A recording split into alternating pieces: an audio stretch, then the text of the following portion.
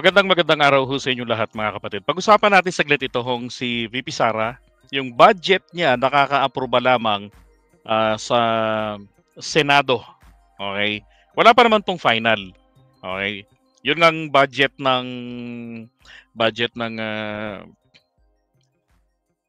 DND, kung daw nagkakamali.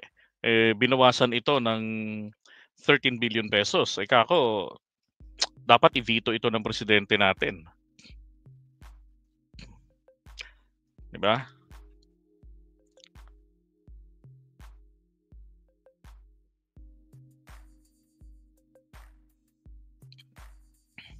Okay, now, sorry. Nawala kasi nawala iPhone ko. Okay, ngayon, naalala ko lamang po mga kababayan, nung si Sara ay inimbitahan sa House. Kasi doon po nauuna eh. Diba? Pwede namang sabay ang Senate at saka ang Kongreso. Pero, naalala nyo yung nag-shiminet at yung pusit. Diba? Ang nauna yata doon nauna yung pusit. Diba? Tapos, nag-shiminet. Ang starring po doon sa shiminet ay si Congressman si Marcoleta. 'Yon. So alam niyo na yung kwento doon. Pero sabi ni BP Sara doon, wala siyang plano ng pumunta roon at didepensa pa yung sagutin yung mga tanong tungkol dun sa confidential funds. Sasagot lang daw siya sa proper channel, which is sa COA, 'di ba? Ibig sabihin, sila lang. Pero ang ginamit niyang pera ng taong bayan, pera natin. Ang husay. 'Di ba? Ang husay.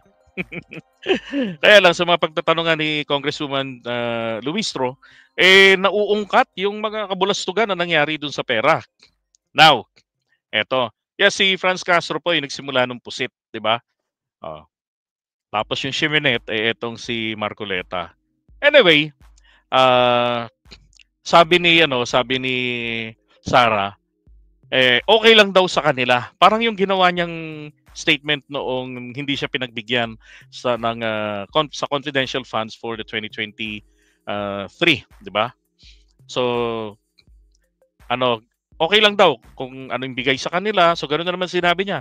Okay lang naman kung ano yung magkano binigay na budget sa kanila, 'di ba? Nakakapagtrabaho naman daw sila. Pero ngayon na pumasaho sa Senado at ang ibinigay po ng Kongreso na 733 something na milyones out of 2.03 billion pesos na hiningi niya nauwi na lamang sa 733 million pesos.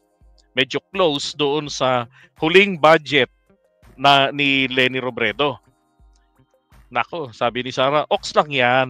Kasi inaasahan po nila ang Senado. Pero during the deliberation, ayaw niya hong humarap kasi. Ayaw niya hong sumagot din. Kaya ang ginawa ng komite, ang finance, nitong hawak ni Grace po, ay kung ano yung binigay ng Kongreso, yun na din ang grinant nila. 733. Now, ito na. Tumira na ho si Bongo. Para daw magkaroon tayo ng working vice president at hindi po just a mere spare tire lang, 'di ba? Dapat daw i-restore yung 2 billion ni Sara o yung 2.3 billion pesos na original na requested amount nito. Kaya lang di ho pumayag ang Senado kasi nga nasaan naman ang hustisya doon? Yung ibang ahensya humarap sila, 'di ba? Yung mga pinatawag na humarap sila. Alam niyo ho, ang Vice President, ang kalebe lamang po nito ay cabinet secretaries. Okay? Mabuti pa nga ang cabinet secretaries may mandato, though they serve at the pleasure of their appointing authority, which is the President. Ang Vice President may mandato bilang reserba. None other than reserba. Yun ang maliwanag sa ating Constitution. Hindi ba, kapatid na Rex Adventure? Sabi, Senate President ang papalit kay Sara pag na-impeach. palagay ko naman hindi ang hindi kasi may option diyan ng presidente.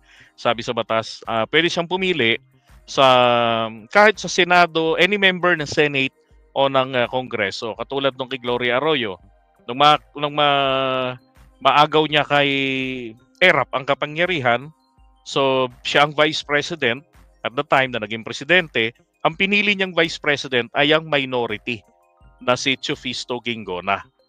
'Di ba? Edgardo Loslosmo. Inson. Yan. Okay. Ngayon, bumanat na si Sara. Kasi hindi na pagbigyan si Bongo. Una, bakit dapat pagbigyan si Sara?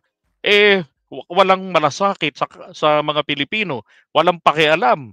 Kasi kung tunay na may malasakit, anytime haharap ka sa public scrutiny ng mga representante ng bayan.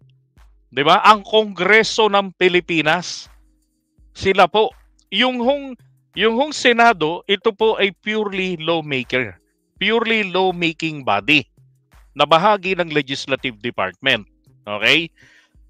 Ito naman pong House of Representatives, pangalan pa lang maliwanag na, sila po ay lupon ng mga kinatawan ng bayan.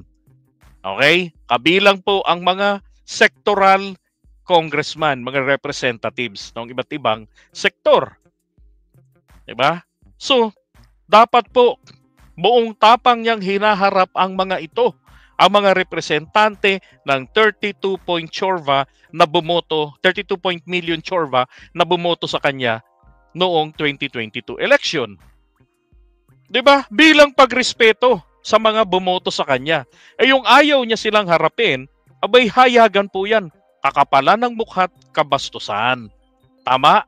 Wala hong may isa-substitute doon kung hindi yun lang po talaga. Ngayon, ang sabi rito, Sara asked senators to restore cut in OVP budget. Or else 200 could lose jobs.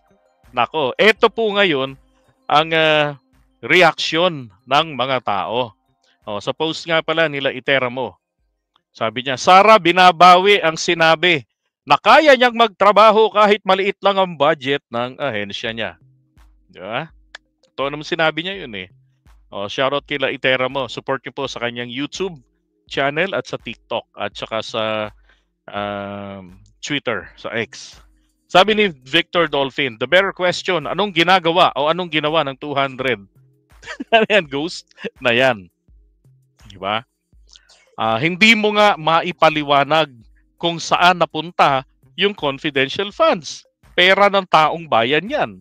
Diba? Bakit papanakot ngayon yung 200? Yan bang 200 katao na yan? Talaga bang nag-e-exist yan? Totoo bang tao yan? Diba? May issue rin siya na tungkol sa ghost employees.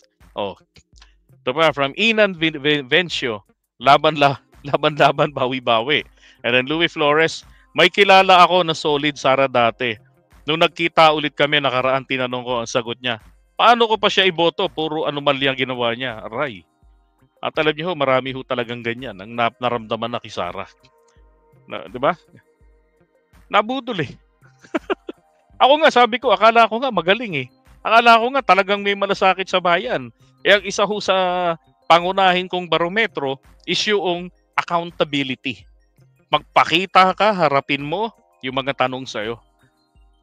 Kaso ayaw niyang humarap sa tanong. Ayaw niyang matanong. Namumusit, nambubuga ng tintang, itim. Di ba? Magpapakita ng kaitiman. Buti na lang maputi siya.